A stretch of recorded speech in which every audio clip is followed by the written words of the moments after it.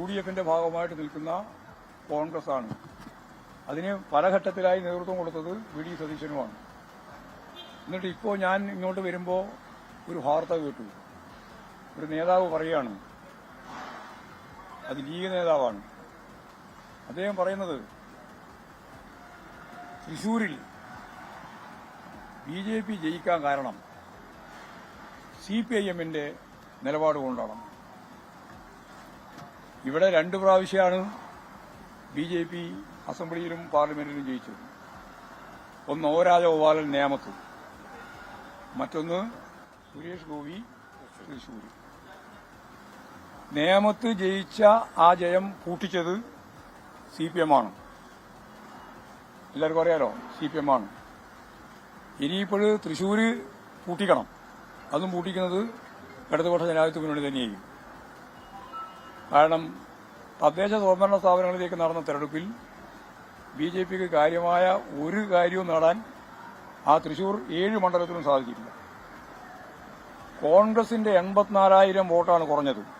എന്നിട്ട് ലീഗ് നേതാവിനും കോൺഗ്രസ് നേതാക്കന്മാർക്കും മനസ്സിലാകുന്നില്ല. 84,000 വോട്ട് ഒറ്റ പാർലമെന്റ് മണ്ഡലത്തിൽ കോൺഗ്രസിന് കുറഞ്ഞു. ആ കുറഞ്ഞതിന്റെ ഭാഗമായിട്ട് 74,000 വോട്ടിന് BJP ജയിച്ചു. ഞങ്ങൾക്ക് 16,000-ലധികം വോട്ട് കൂടുതൽ കിട്ടി. 16,000-ലധികം വോട്ട് കഴിഞ്ഞ പ്രാവശ്യത്തേക്കാൾ കൂടുതൽ ഞങ്ങളുടെ സ്ഥാനാർത്ഥിക്ക് കിട്ടി. കോൺഗ്രസിന്റെ സ്ഥാനാർത്ഥിക്ക് 84,000 വോട്ടിന്റെ കുറവാണ്ടായേ. അപ്പോൾ ആരാ BJPയെ ജയിപ്പിച്ചത്?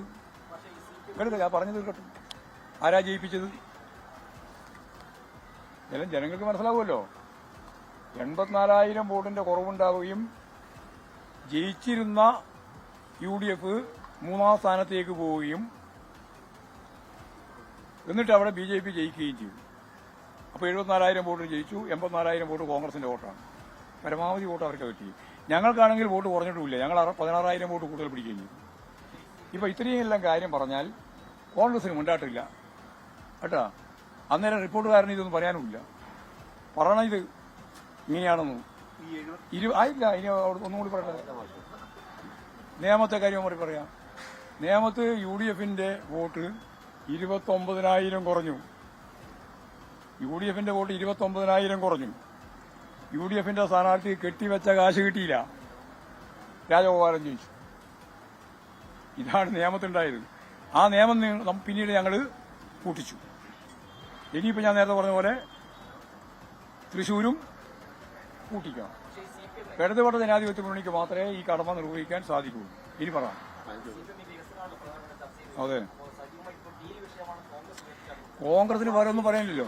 അതായത് ഈ തെരഞ്ഞെടുപ്പിലെ അവരേറ്റെടുക്കേണ്ടുന്ന ഏറ്റവും വലിയ വെല്ലുവിളി വികസന നിലപാടുകൾക്കെതിരായിട്ട് ആദ്യം മുതൽ രാഷ്ട്രീയമായി തീരുമാനിച്ചവരവര്.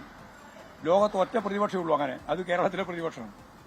ഇത് ഒരു വികസന പ്രവർത്തനത്തോടും ഞങ്ങൾ സഹകരിക്കില്ല, അതിനൊക്കെ ഞങ്ങൾ എതിരാണ് എന്ന് വ്യാപകമായിട്ട് സംഘടനാപരമായി തീരുമാനിച്ചു പറഞ്ഞവരവര്. അതായിരിക്കും അവർക്ക് ഈ തെരഞ്ഞെടുപ്പിലെ ഏറ്റവും പ്രധാനപ്പെട്ട വെല്ലുവിളി. കാരണം നിങ്ങൾ ചർച്ച ചെയ്യുന്നില്ല, രാജ്യം ചർച്ച ചെയ്യുന്നില്ല. ഞങ്ങൾ ചർച്ച ചെയ്യുന്നതല്ലേ മുഴുവനതല്ലേ? അതെ, അതിന്റെ സംശയമുള്ളത്. അവർക്ക് ഒന്നും പറയാനില്ല. ഈ ഇടതുപക്ഷ ജനാധിപത്യ മുന്നണി ഗവൺമെന്റിന്റെ കഴിഞ്ഞ 10 കൊല്ലക്കാലത്തെ പ്രവർത്തനത്തെ സംബന്ധിച്ച്